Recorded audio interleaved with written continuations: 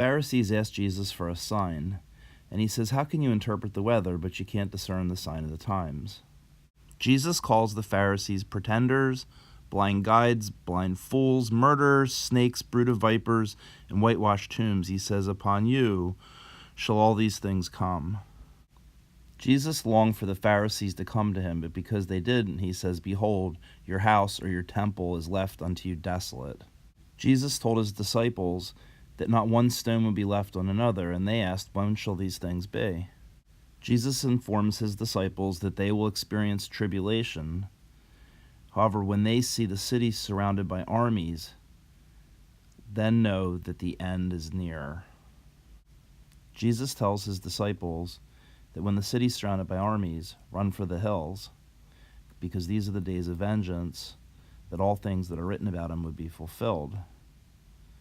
This is what he warned earlier. He says, when we go up to Jerusalem, all things that are written by the prophets concerning the Son of Man shall be fulfilled. The apostles knew this was written to them because they were the ones performing the signs and wonders.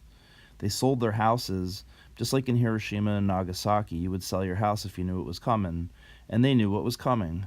By way of background, Jerusalem was divided by civil war, with some wanting to get along with Rome and others wanting to force Rome out.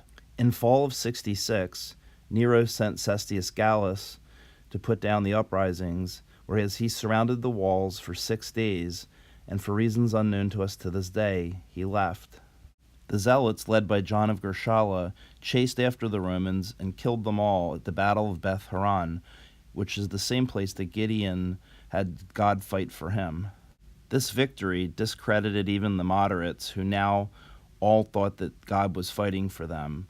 The Christians, however, took Jesus at his word and fled to the hills.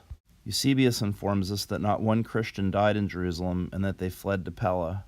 Josephus records that the unhappy Jews flew away, hoping to dwell more easily elsewhere in the world among foreigners. In response to the Battle of Beth Horon, Nero sent his best general, Vespasian, whose son Titus was left in charge of ending the Jewish rebellion. In 70 AD, he besieged and captured Jerusalem and destroyed the city and the Second Temple. When Titus entered Jerusalem, he and his men were horrified. They were stepping over the dead bodies because everyone had already died of famine, civil war, and plague. He said, "Surely this must be the very judgment of their God." So Titus knew that this was the very judgment of God. Yet every generation has people who think the book was written to them, who say that there's different countries surrounding Jerusalem in our future that will be the bad guy. It is bad fruit to live in fear of God's judgment and not recognize who the bad guys were. When we don't know history, people can take advantage of our ignorance and tell us silly things. The historian Josephus informs us that the high priest Ananias had James, the brother of Jesus, stoned. This is the same high priest that commanded that Paul be struck on the mouth. So the chief bad guy is the high priest, Annas, or Ananias, depending on what language you say it in, and his 5 sons that were also the high priests. As high priests, they were clothed in purple. The high priests were purple. Each of Annas's 5 sons took turns at being high priest. The only one that was already high priest at this point was Eleazar ben Annas. So Eleazar asks Father Abraham to send Lazarus to his brothers to warn them of what's to come so they don't experience the same fate as he. While Abraham is incredulous, Eleazar begs him and says, if one rises from the dead, then they'll believe.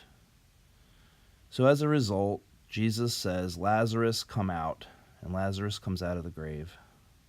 Shortly thereafter, Lazarus returns to the grave because Eleazar's brothers murder him. So we know that the signs of the times were intended for Jesus' enemies, that he calls pretenders, blind guides, blind fools, murderers, snakes, brood of vipers, and whitewashed tombs, and that God has already made his enemies a footstool.